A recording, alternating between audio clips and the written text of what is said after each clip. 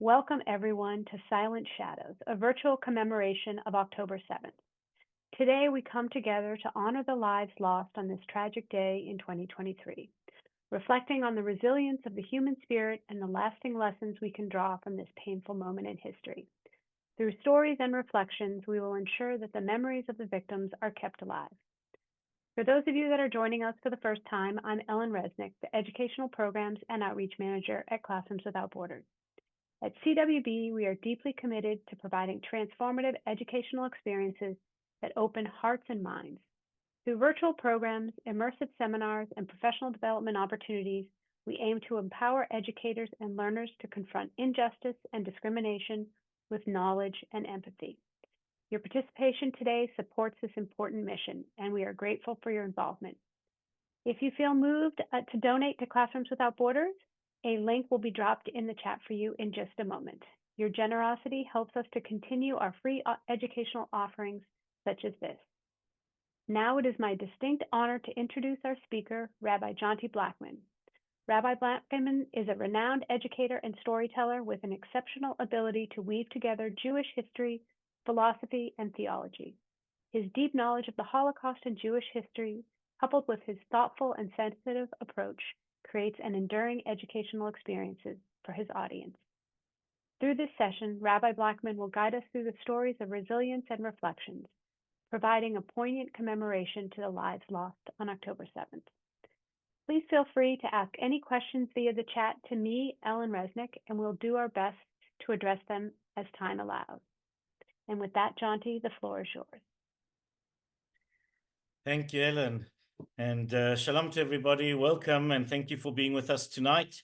It certainly hasn't been an easy week, hasn't been an easy year, but we will do our best in order to, number one, give honor to those who have lost their lives this last year, to give thanks to those who've gone out and done so much in order to risk their lives and other things in order to go and save and look after and make sure that we're good.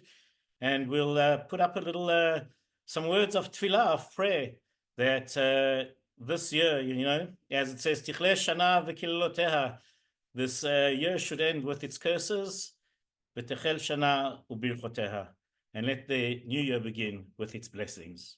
And so what I'd like to do with you tonight is I'd like to just share some of the stories that have really made what has happened here in Israel over the last year so very profound. Some of the stories you may even know, some of the stories in some of our sessions that we've done together beforehand, I've even spoken of, but I felt that I needed to share some of those stories so that we could use some of what has become, in a certain sense, iconic stories, which we'll weave together with some readings and with some music to try and feel the pulse of what has been going on here. And so what we're going to do is as we go through it, we'll try to understand what has happened since the 7th of October. I'll give a little bit background, even though I'm aware that many of you know what happened on the 7th of October. We'll try to put it into perspective so we're able to understand how the blow hit us in so many different ways, in so many different arenas, and how do we pick up the pieces of our broken worlds and hopefully rebuild as well. And so in order to begin, we are going to, let me just get our screen up there and we will begin now.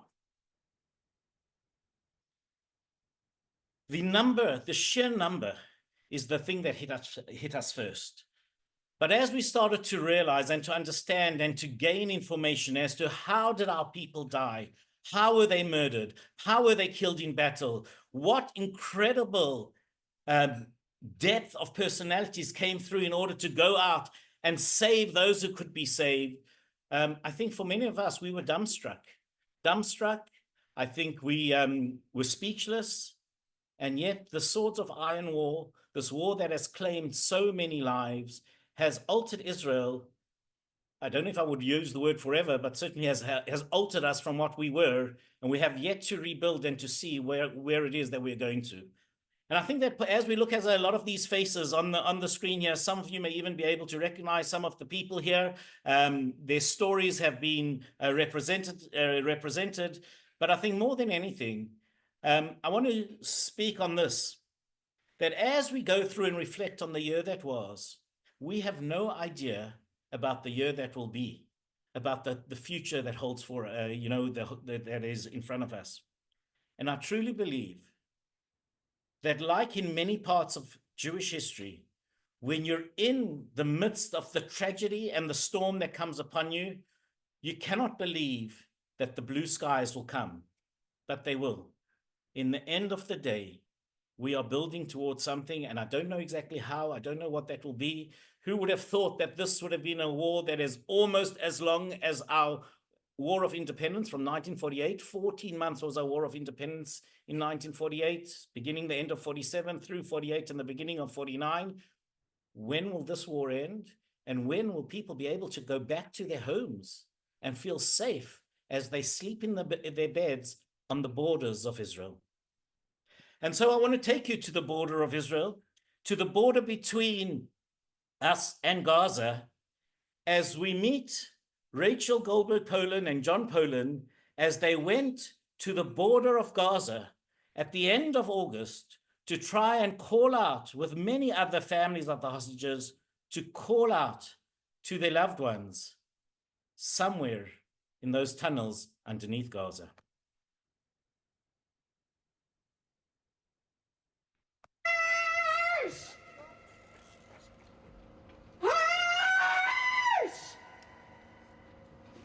It's Mama. Hirsch. It's day 328. We are all here. All the families of the remaining 107 hostages.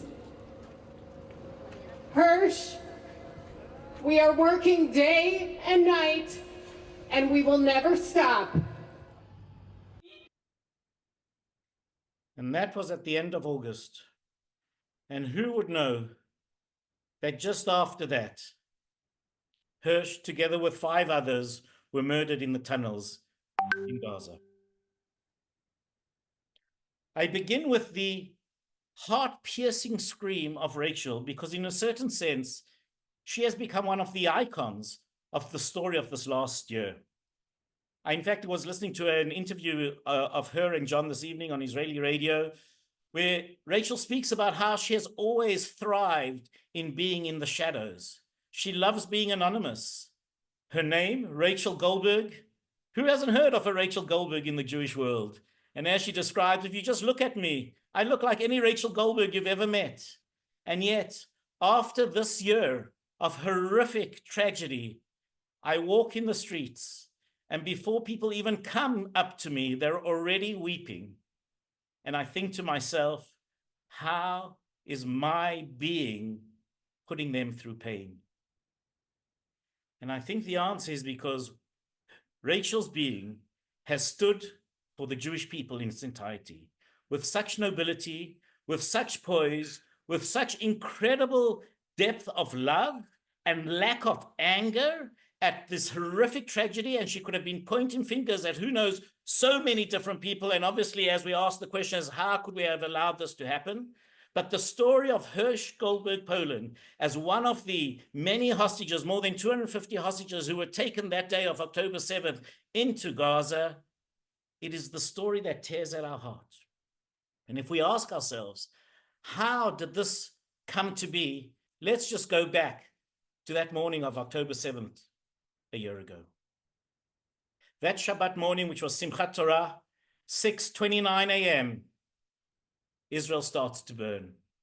And as the terrorists flood us with tremendous amount, thousands and thousands of rockets, it's all a cover for the infiltration that will take place through 30 different sites along the fence. And as you know, they will go into all sorts of different places. And what we see is a satellite image of Israel burning the area of what was known as the Gaza envelope, which is now known as the Western Negev, burning as the fires take over the area.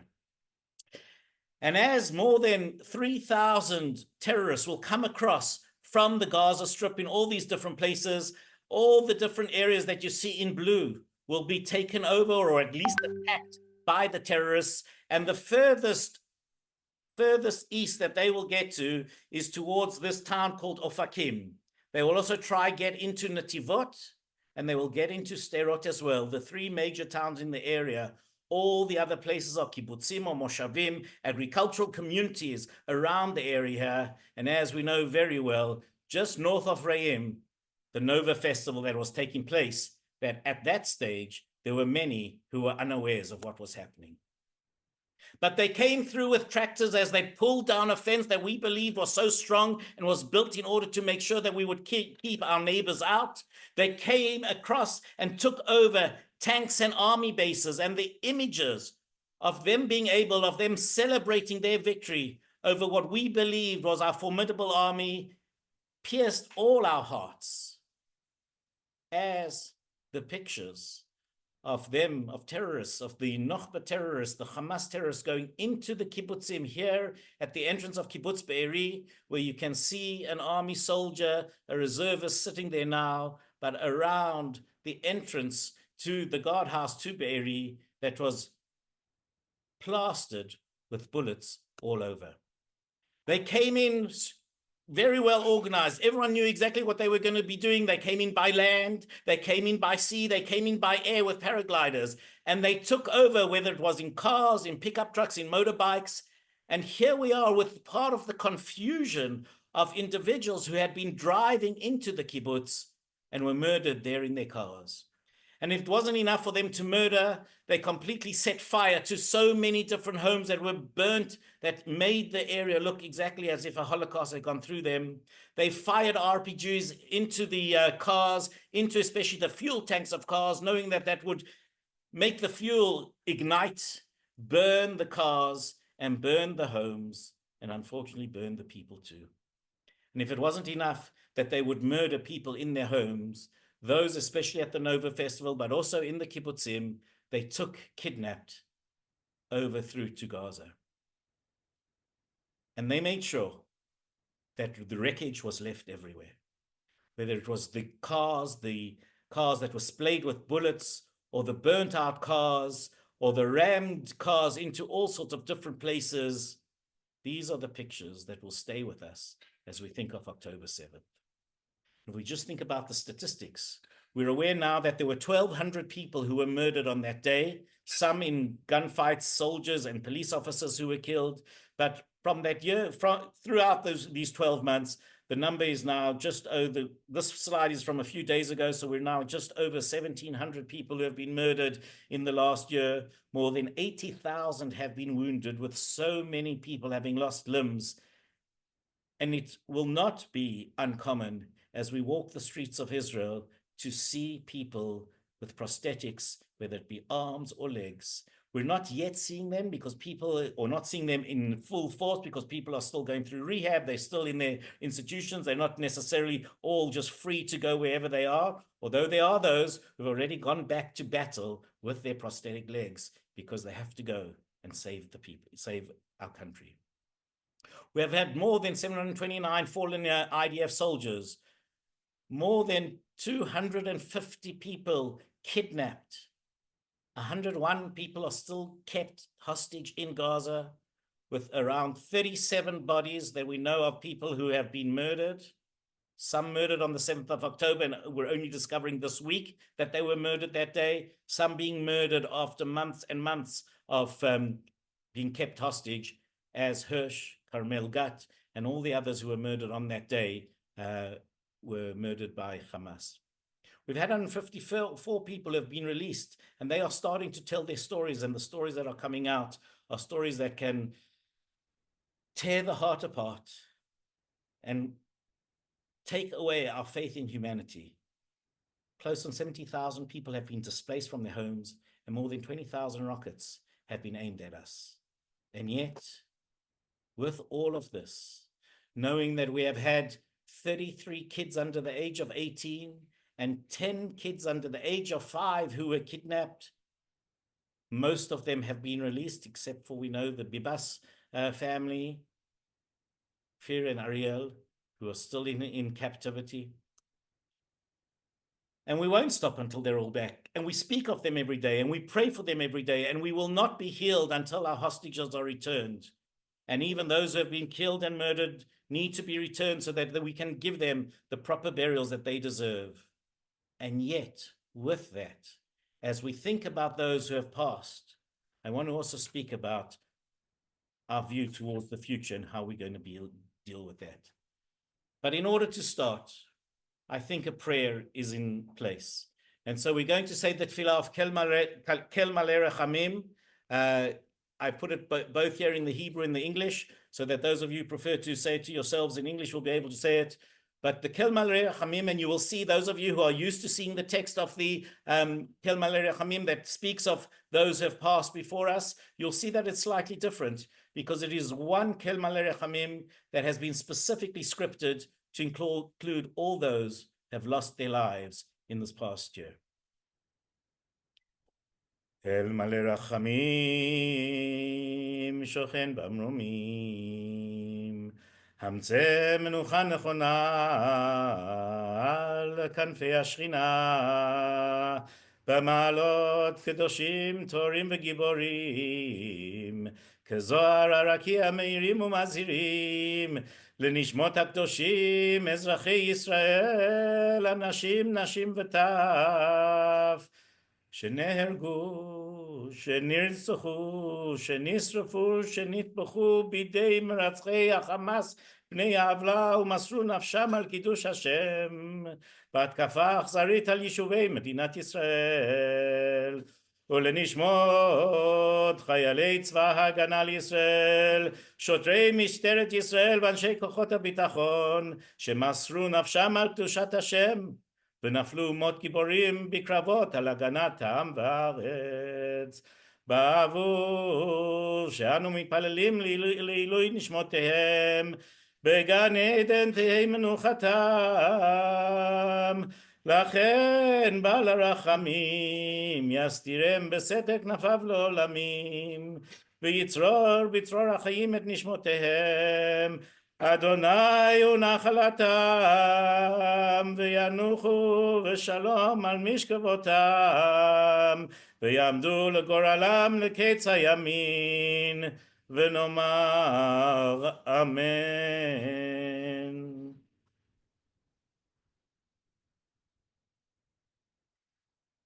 And as we remember all those who have been killed and murdered, we also cry out for those who have kept hostage. The tremendous pain that every single family is living with, and all of us around the world who feel the pain of the hostages. It's incredible, it's unfathomable that families have had their children, their parents, their brothers and sisters in captivity, when they have found out that they have been murdered and are no longer alive, speak of a sense of relief, that they are aware that they will have to live with pain for the rest of their lives, the pain of loss, but the fear and the torture of worry is not there. And those who have no idea what have happened to their loved ones, that worry is there 24/7. And so we'll say a prayer for the hostages as well as we think of those who are not with us, and we pray that, or even tonight, they will be brought home. מי שברך אבותינו אברהם, יצחק ויעקב, יוסף, משה, אהרון, דוד ושלמה, הוא יברך וישמור וינצור את חטופי ישראל השבויים בעבר עזה, ושאנו מתפללים בעבורם. הקדוש ברוך הוא ימלא רחמים עליהם, ישמרם מכל צרה וצוקה, מכל נגע ומחלה, ושלח ברכה והצלחה בכל מעשה ידיהם, יוציאם מחושך וצל מוות, ויושיבם מהרה לחיק משפחותיהם, ונאמר אמן.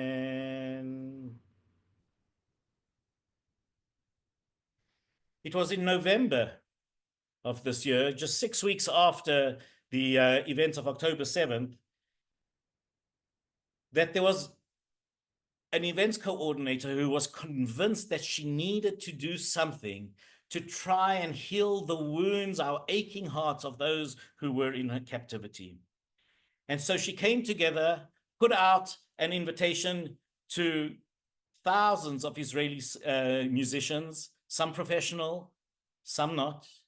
And eventually 1,000 musicians came together in Caesarea, the heart of, if you play Madison Gardens in New York, here in Israel, if you play Caesarea, you know you have made it. And so she brought these musicians to Caesarea, and many of you may have seen the song, Bring Them Home, Habaita. Habaita itself was originally actually written during the Lebanon War, where a number of families were calling out, especially 4 mothers were calling out to bring our boys home from Lebanon, from where they were dying in the fight there. And so they changed the words of the song slightly, but the idea was the same in the sense of, we need to bring them home. And so feel the pain as we go through it. You'll also notice there will be the bars of the Hatikvah that come through as we're listening to the song. And notice as the bars of Hatikvah come through, you will see that through the entrances to the amphitheater, family members of the hostages will be walking in. They'll be wearing shirts with the pictures of their loved ones emblazoned on their shirts. And I think as you notice that, you will see how powerful the song itself is.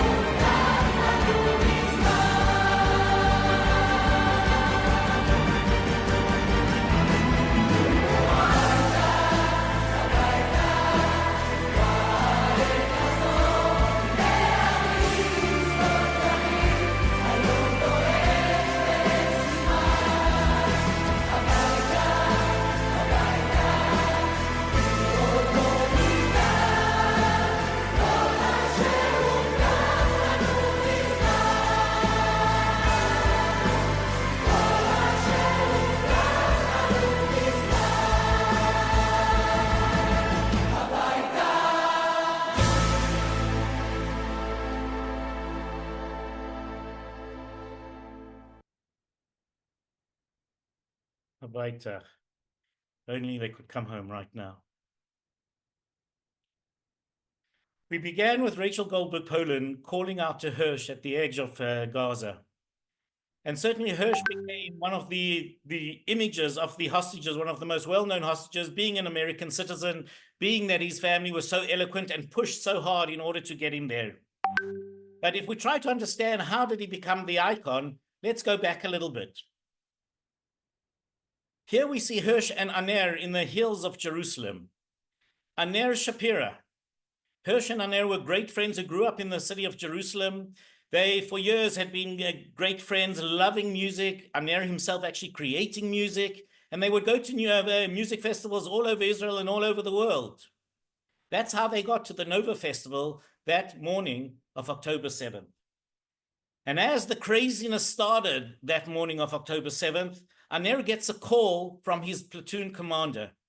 You see, Hirsch had just finished his army service a few months ago, but Aner was still in the army. He was serving in the Nachal elite commander unit. His base was not that far from where the festival was. And so they get into a car together with two other girls and two other women, and they drive south, or try to drive south towards his base. As they're driving, the rockets are raining down tremendously. And so they stop very close to where the festival was, and they go into this shelter that we see here. For those of you not aware of the miguniyot, as they are known, the shelters, because of for the last 20 years, there have been rockets coming over all the time, and you're standing at a bus stop in the middle of the road, you need to be protected. And so these shelters are set up at a number of different places, specifically around bus stops. We also have sealed rooms in our homes where they are a much stronger room where we protect ourselves. And so by the time Hirsch and Aner got into the shelter, it was already packed with around 20 people. You'll see the sign that says, "Bring Elia home now." That is a 27-year-old called Elia Cohen. His younger sister is at the same school that my daughter goes to here in Beit Shemesh. As Hirsch and Aner get into the actual migunit, here you see Aner standing at the entrance to the migunit, to the shelter, Hirsch sitting down, crouching down with all the others who were there in the shelter itself. And Aner turns around to everybody in the shelter and says, "Look, my name is Aner Shapira. I'm an IDF soldier in the Nachal Brigade. Do not worry. I am here to protect you." He then thinks on his feet, and as he realizes that there are shots coming closer, and obviously it means that terrorists are getting closer, it's not just the rockets, he says, "If any grenades are shot into the shelter, I will try catch them and I will throw them out. If I miss, you catch them and throw them out." And so as the first grenade comes in, and some of you may have seen this video as well that was taken from a camcorder on a car that was parked just outside the shelter, Aner catches one grenade and throws it out, and a second grenade and throws it out, and a third and a fourth and a fifth and a sixth and a seventh grenade and throws it out. When the eighth grenade is thrown out, the question is it a grenade or is it actually an RPG? Aner's father believes it was actually an RPG weapon because there are remains of an RPG inside the shelter itself. But whatever the case may be, as the RPG or the eighth grenade is thrown into the actual shelter, Aner is not able to catch it. It blows up in his hand, it kills him, and it blows off Hirsch's arm. And there's a recording that has now come out from a journalist who was a young woman who happened to be at the festival, who while she's crouching in the shelter decides to put on her recording on her cell phone. And only months later, when her parents had the strength to listen to her phone and go through her phone, did they get a recording that took over 2 hours of what was going on there. And in the recording, you hear Hirsch cry out at the moment after this wound, "My hand has gone." It is here that there are a number of people who are then murdered as the terrorists come in and shoot all those who they can shoot. Four men are taken hostage from the actual migunit, from the shelter. 2 of them definitely were injured at the time. The few that managed to survive, 10 or 11 who managed to survive, were underneath the bodies and pretended that they were dead. And that's how we get these pictures from the people who were in there. And that's how we get the stories of what took place here. So Ner is murdered, and it takes a few days for his family to be aware of that. And when they find and are able to, the authorities are able to identify his body. It also takes a while to understand what happened to Hirsch. But before he was kidnapped, he writes to Rachel, his mother, I love you, I'm sorry. Eventually, there are pictures, there are videos that come out of his actual kidnapping, and the family goes on a crusade, on an incredible campaign that spans continents. They speak to all the important people in the world to bring Hirsch home now.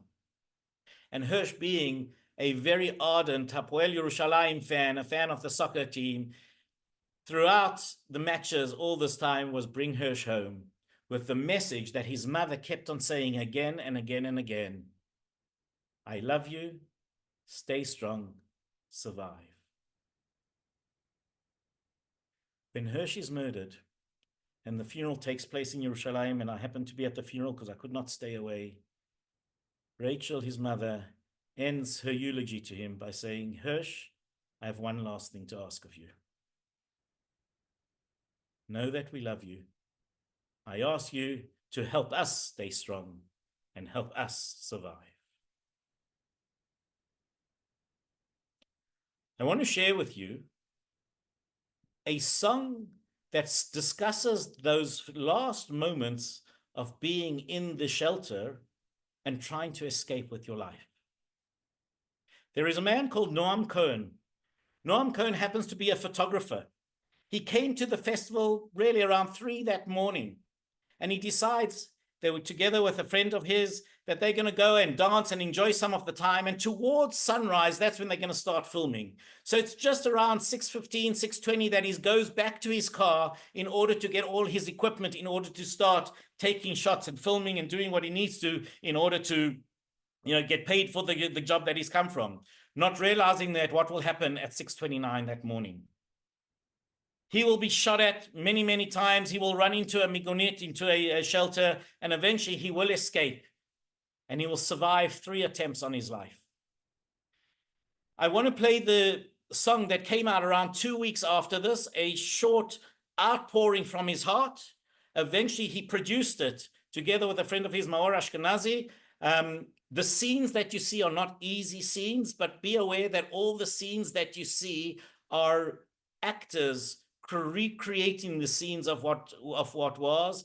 It's not the original footage. And because I couldn't get English subtitles on the actual song itself, I want to read to you the main words, and I'll put the words up now for you, and then I'll play the song. So it goes like this. Sorry, excuse me. I'll never forget driving in the car, terrorists shooting at us, entering the bomb shelter and calling my dad, hoping that he's already up. There's nowhere to run. I hear a blast. I'm covered in blood.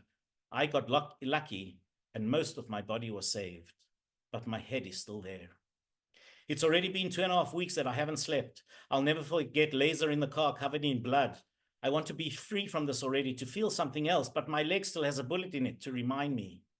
Suddenly, everyone feels sorry for me. I hate it. They come to hear stories, but really, I don't want to talk about this anymore. But if you really want to hear what happened to me,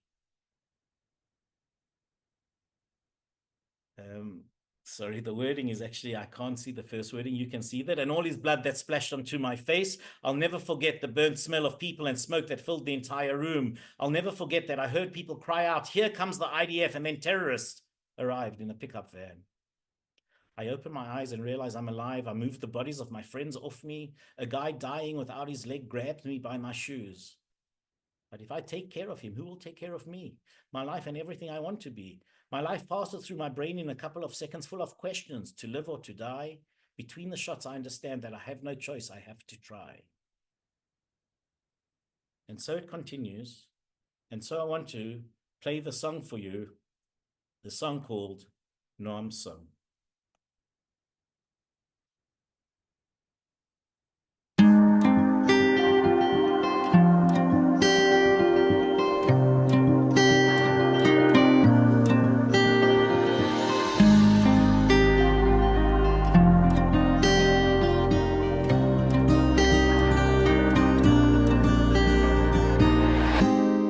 נוסעים בתוך המכונית, יורים עלינו מחבלים, אני לא אשכח אף פעם. נכנס לתוך המיגונית ומתקשר לאבא שלי, מקווה שהוא כבר קם. אין לאן לרוץ, אני שומע את הפיצוץ ואני מתמלא בדם. יצאתי במזל ורוב הגוף שלי ניצל, אבל הראש שלי עוד שם. כבר 2.5 שבועות אני לא נרדם. אני לא אשכח את לזר באוטו מלא בדם, וכבר בא לי לשחרר מזה ולהרגיש אחרת, אבל ברגל שלי עדיין יש קליע למזכרת. פתאום כולם מרחמים עליי, נמאס לי. באים כדי לשמוע סיפורים אבל ברסמי אין לי חשק לדבר על זה יותר. אבל אם אתם באמת רוצים לשמוע מה עברתי, אני לא אשכח שאני מתכסה גופות כדי למנוע מהרסיסים לחדור לי אל הגוף. אני לא אשכח את הבחור שהתפלל לאלוהים וכל אדם שלא עף לי על הפרצוף. אני לא אשכח את הריח השרוף של האנשים ואת העשן שממלא את כל החדר. אני לא אשכח שמעתי אנשים שצועקים צהל בא, ואז הגיעו מחבלים על טנדר.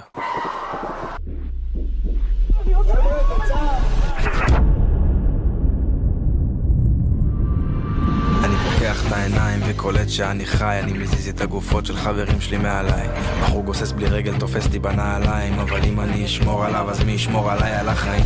על כל מה שרציתי להיות, איך החיים עוברים לי במוח בכמה שניות, מלא תהיות, למות או לחיות בין יריות. אני מבין שאין ברירה, אני חייב לנסות. אני מציץ בזהירות מהכניסה של המיגונית, מקווה לראות אדם אחד שמדבר עברית. מכונית של יהודים פתאום עוברת, אני רץ ומתחנן שיפתחו לי את הדלת וצועק על הנהג שייסע הכי מהר. נשקף שם במושב האחורי ומסתתר, הרגל שלי מדממת אבל אני עוד לא מת, עדיין לא קולט שהצלחתי להימלט. מסיבת הדמים ברעים שבה נרצחו מאות חוגגים. אחד מהאנשים שהגיעו לאותה מסיבה הוא נועם, בחור צעיר ראשון לציון. נועם נכנס תוך שניות לסרט אימה. הוא היה אחד הצלמים, הוא הגיע לתעד את האירוע הזה. חייו ניצלו 3 פעמים. נוסעים בתוך המכונית, יורים עלינו מחבלים, אני לא אשכח אף פעם. נכנס לתוך המיגונית ומתקשר לאבא שלי, מקווה שהוא כבר קם. אין לאן לרוץ, אני שומע את הפיצוץ ואני מתמלא בדם. יצאתי במזל ורוב הגוף שלי ניצל, אבל הראש שלי עוד שם. אולי הגוף שלי ניצל, אבל חלק שבימת ביום שרז הפך לזל. אולי אני לא כזה חזק, כי כשאני רואה תמונות שלך אחי אני נחנק. את כל מה שקרה אני לא שוכח, אבל אני לא אתן לחרות לנצח. ובלילות עדיין יש לי סיוטים, אבל אף אחד לא יוריד לי את החיוך מהפנים. I'm not going to let those assholes win. No one's going to wipe away the smile from my face, he ends off with. If we've been speaking about the Nova Festival, the other element that was so shocking was how the terrorists were able to infiltrate into the kibbutzim and kill and maim and kidnap so many people. The picture we see in front of us is of a woman known as Amit Man. Amit Man became famous even before they discovered her body, because there were dispatchers from Madda, from Israel's Red Magen David Adom, who shared the stories of her reaching out to them and saying, I am a medic here in Be'eri and I need help now. Listen, she says, there's an infiltration of terrorists in Kibbutz Be'eri. Urgent, send an ambulance or police. Urgent, urgent. The dispatch says, we're in Be'eri. She says, next to the dental clinic, you're speaking to Amit Man, a paramedic with Madda. There are a number of wounded people here. And she calls again and again, each time asking, and they say they're sending, and eventually they say, we have no one to send. You're on your own. And so Amit, for 7 hours, is in the dental clinic. Eventually, Dr. Daniel Levy will come and be there with her as well, a nurse called Nirit. And all those who are wounded will be brought to the clinic if they can get there. And there she will look after people and try to treat people with the little that she had all the way through to her last Band-Aid. When eventually they discovered her body on the Monday after the event, 2 days later, her medical gloves were still on her hand.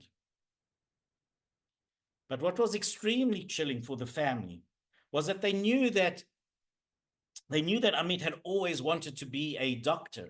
That's why she did the paramedic course, because already at 11, she started reading books and books about medicine. Why so?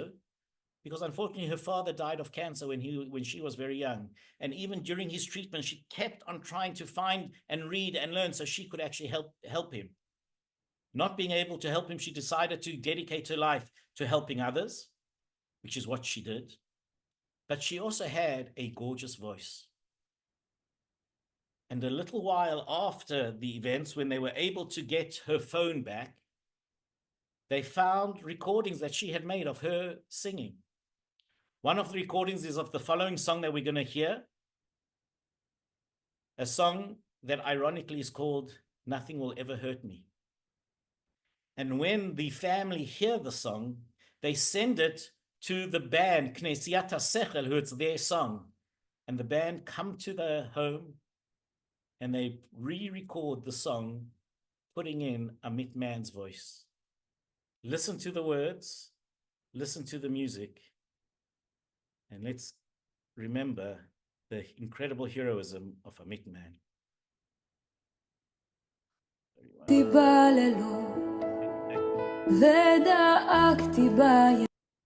Sorry.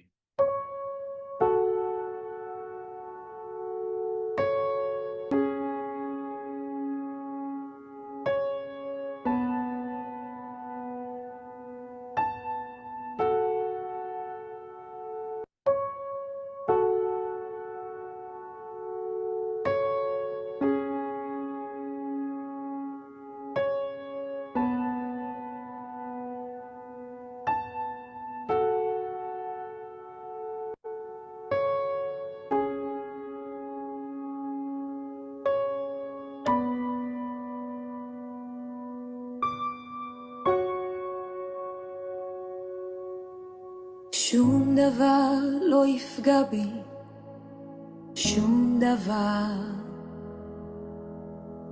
לא אישה, לא כדור מחבלים, שום דבר. כי ככה נשבעתי לאחי אחותי, להורים. ובכיתי בלילות, ודאגתי בימים, כי פחדתי שמשהו יפגע בהורים. וקולו של אבי מהדהד לי בראש כבר שנים. אם יקרה לך משהו, אין לי טעם לחיים, אין לי טעם למחר. אין לי טעם לחיים, אין לי טעם למחר.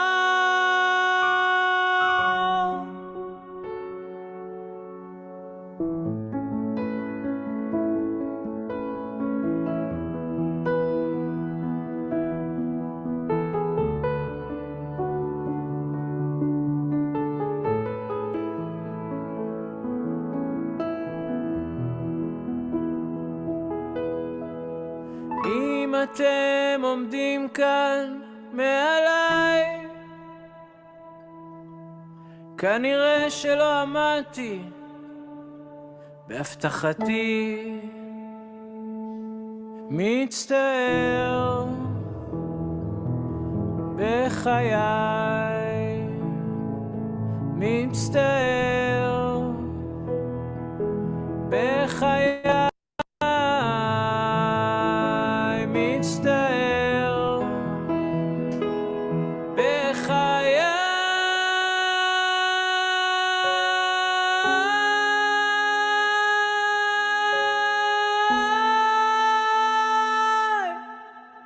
שום דבר לא יפגע בי, שום דבר.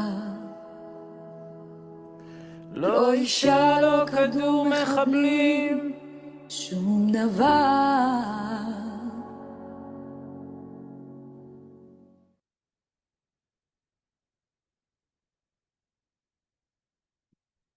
Sorry.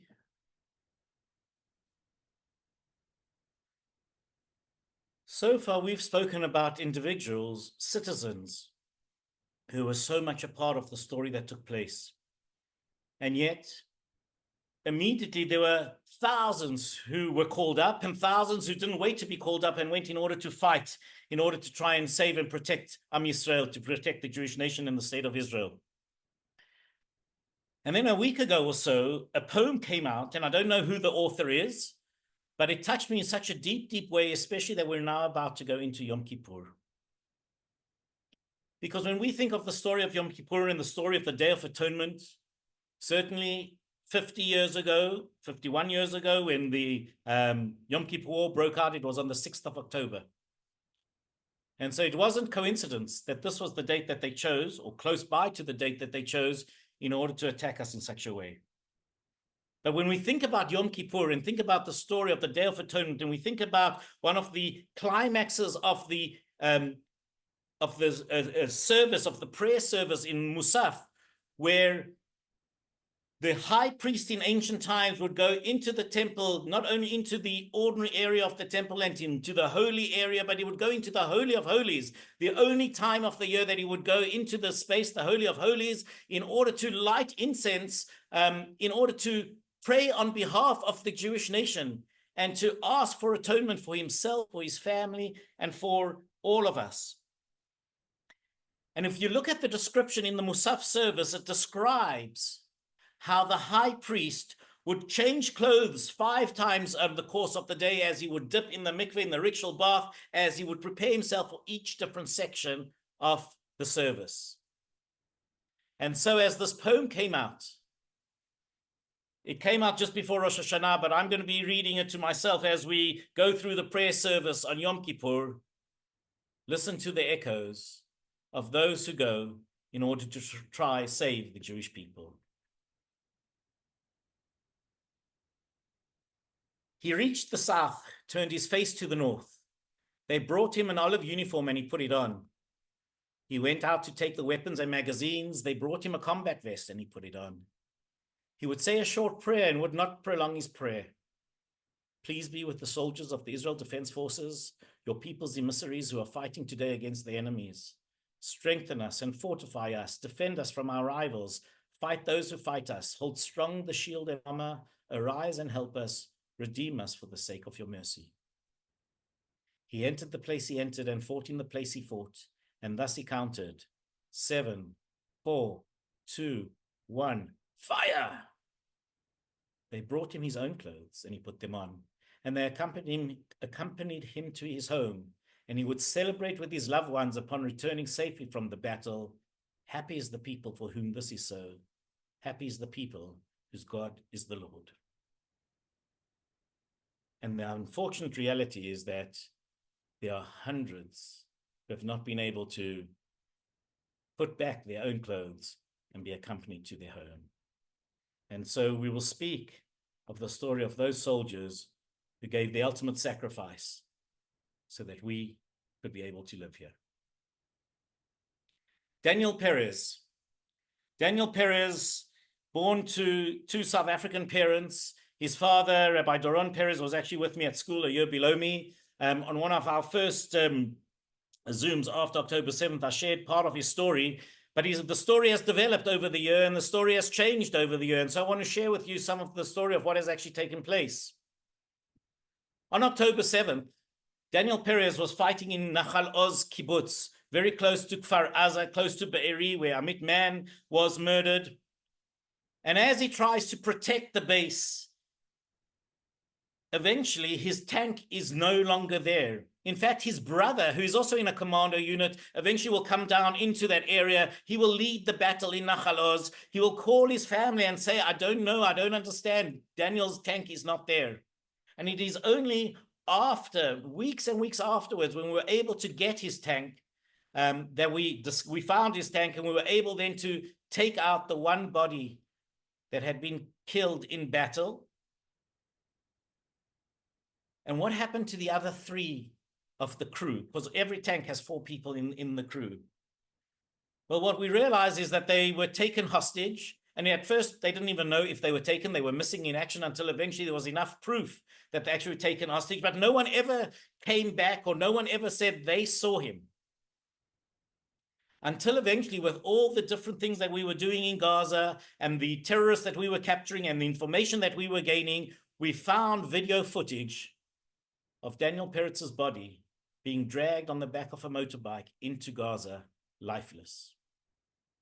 And I mentioned this as well. Here in Israel, we have a team of 3 doctors, experts, who take all the information that they can. They look at every single angle. And if only when all 3 of them agree that the footage that they're seeing is 100% indicator that they are no longer alive, they then share that with the rabbi of the IDF. And then eventually, if the rabbi agrees with the assessment as well, the message goes to the family that their son or daughter has been killed in battle. And so 163 days of agony the Perez families go through. And on the morning of the 163rd day, 3 representatives from the army come and knock on their door and tell them that Daniel was killed that day, October 7th. And it was those parents and others as well, but those who specifically I've heard them say, especially Shelley, his mother, that the relief that she felt that he had died, he'd been killed on October 7th, the relief knowing that she doesn't have to worry for him, whether he's cold or hot, whether he's hungry or being tortured. Now she has the pain of grief that she has to deal with. The whole family has to. But what came out once they also found the tank and the black box of the tank was the incredible heroic battle that Daniel Perez had led. Because of the chaos of that day, usually when you're just a junior commander, and he was a junior commander, he happened to be a commander of 4 people of his tank, you're not supposed to think for yourself of how to run a battle strategy. You're supposed to be given orders and follow them. But there was no one to give orders.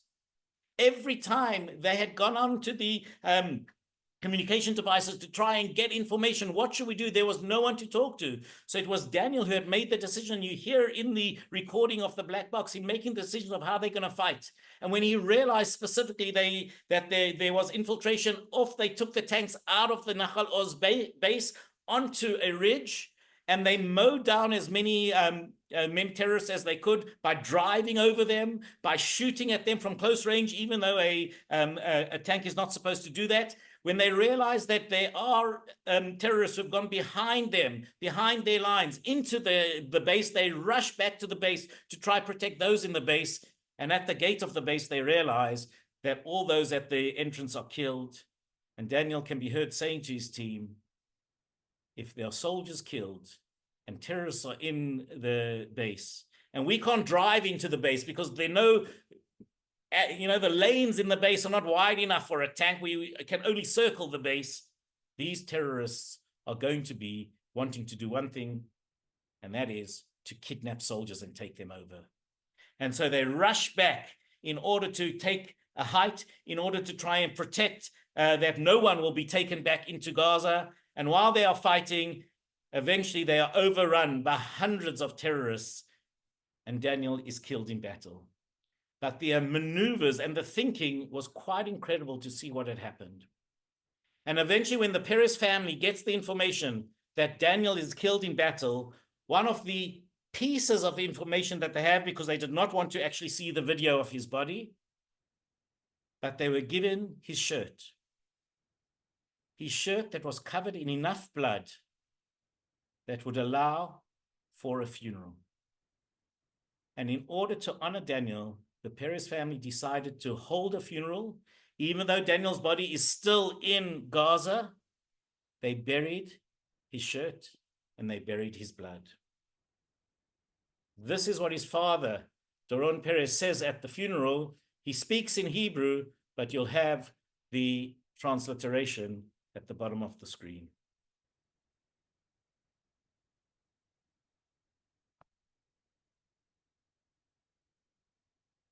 Sorry, for some reason it's not doing it.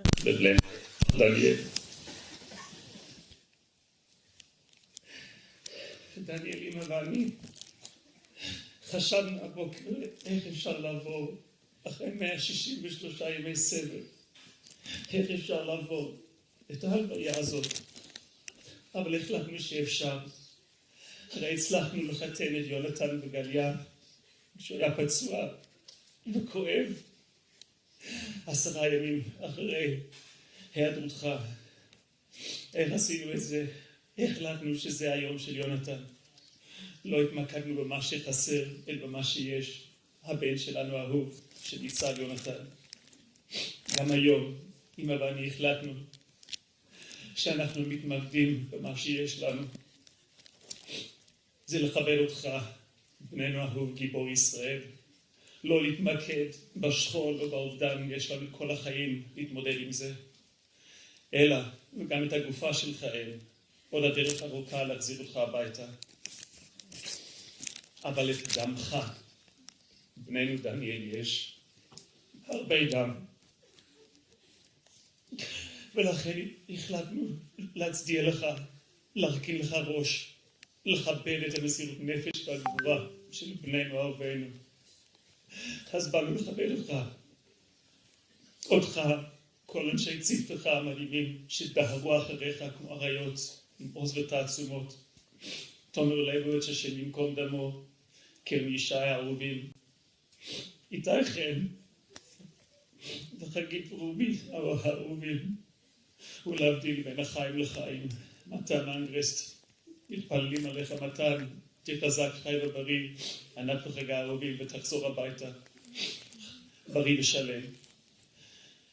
רצינו לכבד אותך, את הצוות שלך, אתה שפיקדת אליהם דניאל, עכשיו מסגן דניאל פרץ לסגן דניאל פרץ. ורצינו לכבד אותך, כל חללי. כל חללי צה"ל. It's been a hard year, and we've spoken a lot about those who are no longer with us. And here's a picture of a slightly different story, but not a story that doesn't have its pain. Here in the picture, sitting in the wheelchair, we see Elisha Meidan without legs. Elisha Meidan, father of 5, who on October 7th was called down into battle.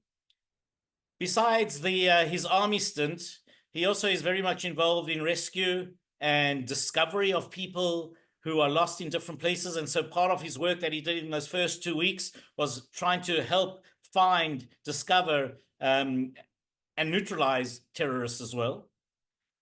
But he leads the first entrance of IDF soldiers into Gaza. And on the Friday night that he goes into Gaza, they discover that there is a home that is booby-trapped. And they discover not only is it booby-trapped, but there are cameras watching them. And as they cut the cord that is attached to the camera, they're able to take away the information that is being shared with the terrorists hiding in the tunnels. And they go into the house next door, which they believe was also booby-trapped. And they discover an entrance to a tunnel in the middle of the living room. And as they call the commanders to say that there's an entrance of the tunnel that they would like to blow up, they also notice that there's a camera watching them. And as they request the permission in order to blow up the entrance to the tunnels, they cut the cord off the camera, which itself was booby-trapped. This huge blast goes off. 6 of them lost their lives in this incident. And Elisha, and if I'm not mistaken, 4 others of his friends lost hands and legs in the incident. Elisha almost lost his life, but he says afterwards that thanks to the doctor who was there, who usually the protocol in the Israeli army is that when people are injured, we try to get helicopters in as quickly as we can in order to get people out, and we don't have more than 2 injured on a helicopter so they can be stretched out the way they need to, and then another helicopter gets the others.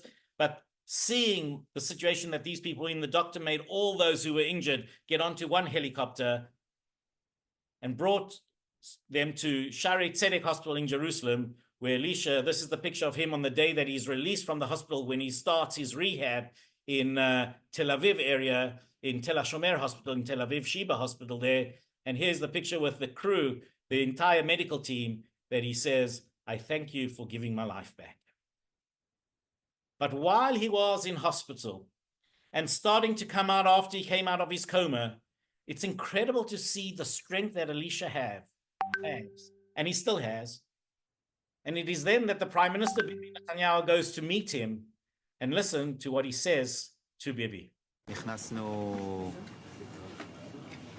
ולא הפסקנו להילחם במשך שבועיים. שבועיים היה כל הזמן אירועים.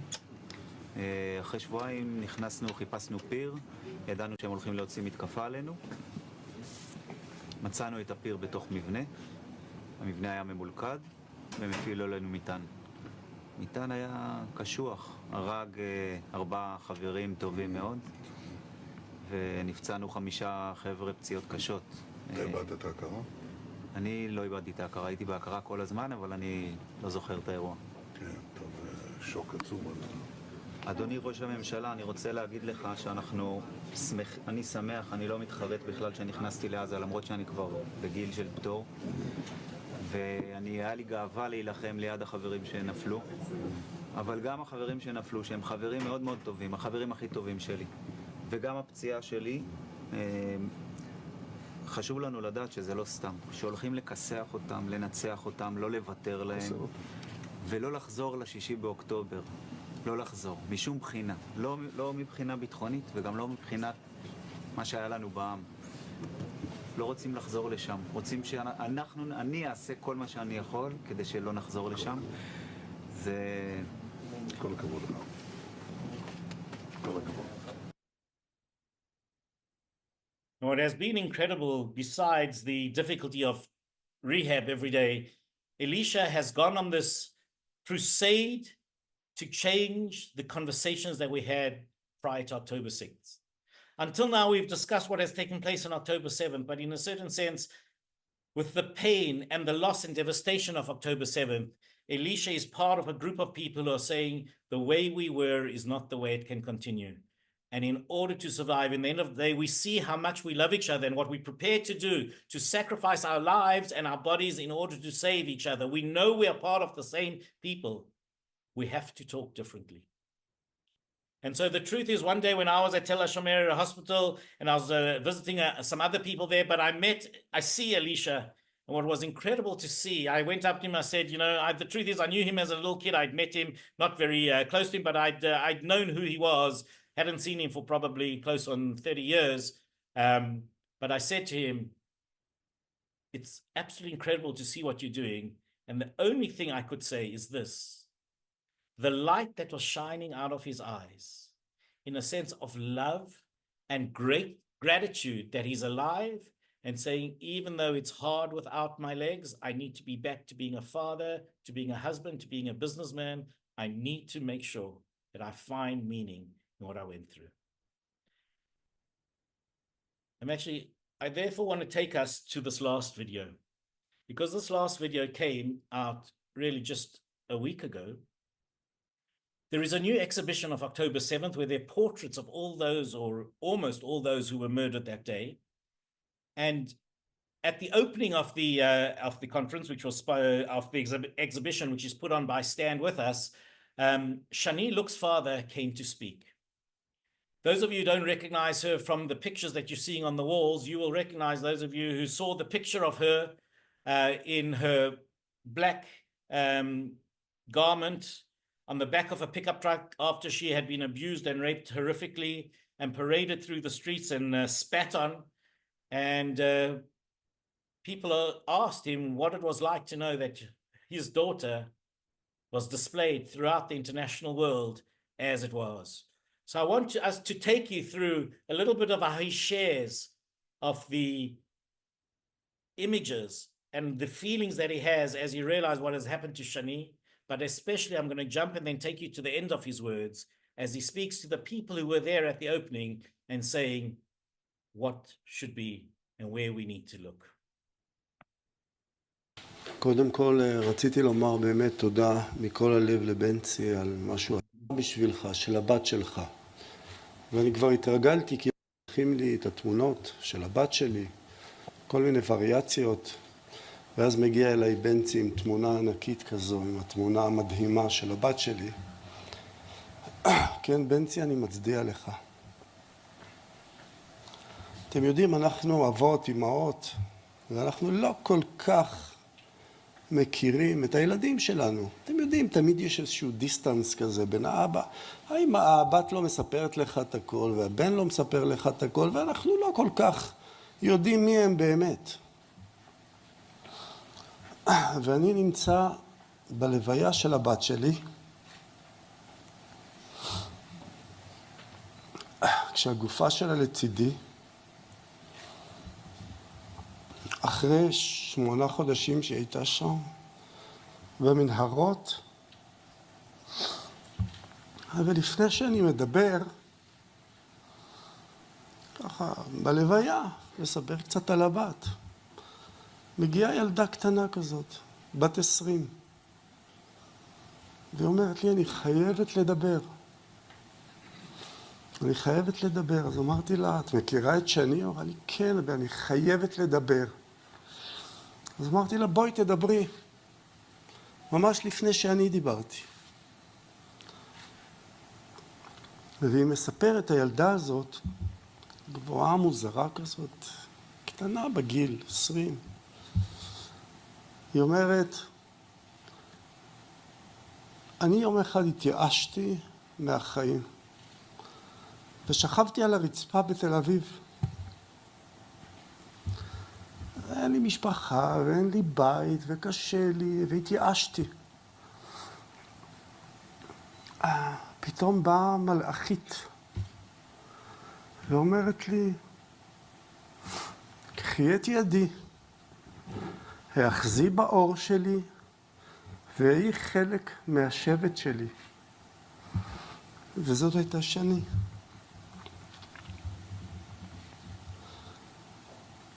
אבל אתם יודעים, זה לא קל לאבא לראות את הבת שלו ככה נלקחת לעזה. אתם בטח זוכרים את התמונות המחרידות האלו. בטח שלא קל לי. החזק שאמור לשמור על הבת שלו, היא ככה נלקחת ביום אחד. אבל ב8 באוקטובר בבוקר, וכל עיתוני העולם פתחו את העמוד הראשון של כל עיתוני העולם. עמוד ראשון, 8 באוקטובר, יום ראשון של הנוצרים. וראו בעמוד הראשון את הבת שלי. יפהפייה. באמת היא הייתה יפהפייה. ומאחורה התמונה שלה באלפים. עכשיו, מאחר ואני נשוי לאישה שהיא חצי גרמניה, זאת אומרת ששני חצי גרמניה, אומנם אשתי גיורת וכולי, אבל שני חצי גרמניה. ובתמונה הראו... חבר'ה, כמו שיש לנו בתורה שלנו, אל תגנוב, קו מסודר בין היופי שלה לבין הברבריות שלהם. בין אור לחושך. בין טוב לבין רע. אין פה, תיקחו את התמונה הזאת ותראו את זה לילד קטן, ותאמרו לו, מה אתה רואה? הוא לא יודע על פלסטינים, והוא לא יודע על יהודים, והוא לא יודע על שום דבר. מה אתה רואה? אז כל ילד קטן יגיד, תראו את הרעים האלה, מה הם עשו לילדה היפהפייה הזאת? כי זה משהו שהוא מאוד מאוד בסיסי. ואת זה אני גם אמרתי באום. מי אתם רוצים להיות? הילדה היפה, החופשייה, האמיצה, הרוקדת. או שאתם רוצים שהילדים שלכם יהיו המיליטנטים האלה, הטרוריסטים האלה שלקחו אותה. נכנסים לתאי הגז הגדול, אז אני רוצה לומר לכם, שאחרי 7 באוקטובר, אנחנו עוד נראה את הנס הגדול. יגיע נס. אנחנו נראה את השינוי, אנחנו נראה את הבנייה, אנחנו נראה את ההתחדשות, ואני מקווה שהכל יחזור להיות כמו שאמור להיות, לחיים נורמליים, ושקטים ובטוחים. ורק שלא יקרה שוב מה שקרה לילדה שלי, שהיא הלכה לרקוד. היא אמרה לי, אבא, שאני רוקדת, אני מתפללת. זה היה המוטו שלה. ובאמת על המצבה שלה רשמנו ההבדל בין האור ובין החושך. קחי את ידי ואחזי באור שלי והיא חלק מהשבט שלי. כל מה שהיא אמרה, שמנו את זה על המצבה. ושעם ישראל לא ידע יותר צרות, כי אנחנו רואים שהמצב הוא קשה. אנחנו חייבים להתחיל להילחם מחדש על הבית שלנו. תודה לכם.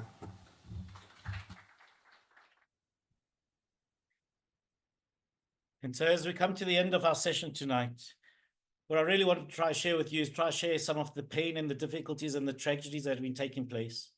But I wanted to move it towards also understanding that on the one hand, it has been so hard living here this last year. And I imagine for many of you, wherever you are in the world, it hasn't been easy as Jews. And for those of you who are not Jewish but are supporting us as well, it's not easy to see what has happened in the world.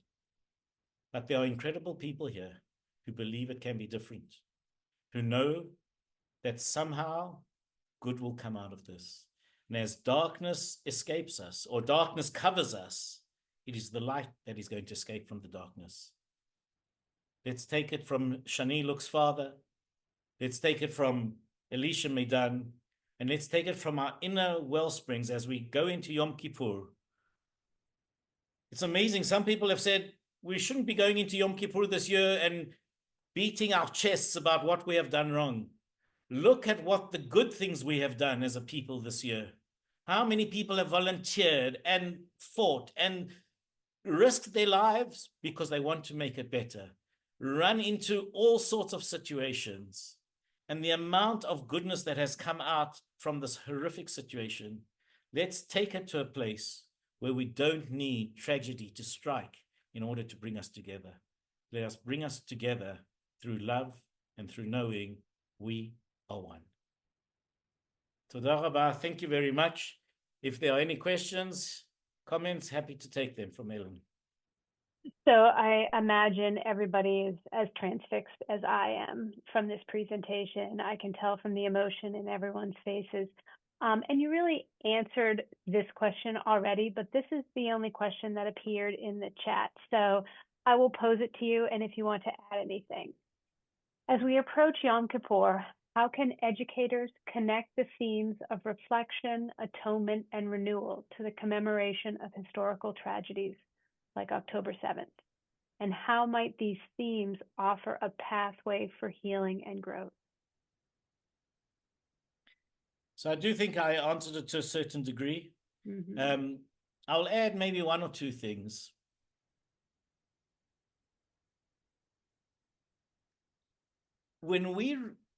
I'll start by saying this. The Gemara in the Talmud, there's a story that says there is a pair of Siamese twins. Are they one or are they two different individuals? The question is posed if they wear a pair of tefillin, you know, the phylacteries, the black boxes that people wear when we pray in the morning. Do they need to wear two pairs of tefillin, or because they are co-joined, there should be one? And so the discussion goes in all sorts of halachic ways. But one of the rabbis says a very, very fascinating things. He says, hit the one. And if the other screams in pain, they only have to wear one pair of tefillin because they are one being. And I think that even though we are a Jewish people divided, pulling apart, seeing things differently, having a very hard time, sometimes a furious reaction to the way some people live their Jewish lives and some people live their lives here in Israel, and where we're going to take the state of Israel and the Jewish people. But in the end of the day, we are one nation. We feel each other's pain. And I think as educators, we need to help, especially if it's youngsters, to help develop that sense of oneness. We don't have to all be the same. We don't have to be unified. We can have two different heads, even contradictory ideas. But let's realize we are one. If our enemies see us as one, let us see us as one. And I believe that that's part of the story of Yom Kippur, because I really think when the high priest went in, and if you look at our prayers, they're all based on that. Yes, he asked for himself, because in a certain sense, he has to cleanse himself and be worthy of asking for atonement for others. And then he does so for his family and does for the Jewish people. And it's all of us. What can we do? My aunt used to say this to me when I was a little kid. Whenever I was like wanting to make a decision, she would say, is it good or bad for the Jews? I would answer, who cares? It's about my life. But I think if we can instill that, yes, we have freedom to be who we are, but in the end of the day, we are part of one nation. building that up, also going into Yom Kippur as that. I think our prayers are not just about ourselves. I think we still have space and we should ask for things, our prayers, but we can reflect also on, let's ask for the bigger collective, because in the end of the day, our individual futures are tied to our collective as a Jewish people. Incredibly beautiful sentiment. Thank you so much, Jonty, for sharing your gift with us here today. As we conclude our event, I want to thank you all for joining us as we honor the victims and reflect on their enduring legacy. Your presence here today reminds us of the power of memory and community. As Yom Kippur approaches, a time of reflection and renewal, may we carry today's lessons into the days ahead. This sacred time invites us to seek forgiveness, embrace hope, and recommit to building a more just and compassionate world. Thank you all for being here. May you be sealed in the book of life.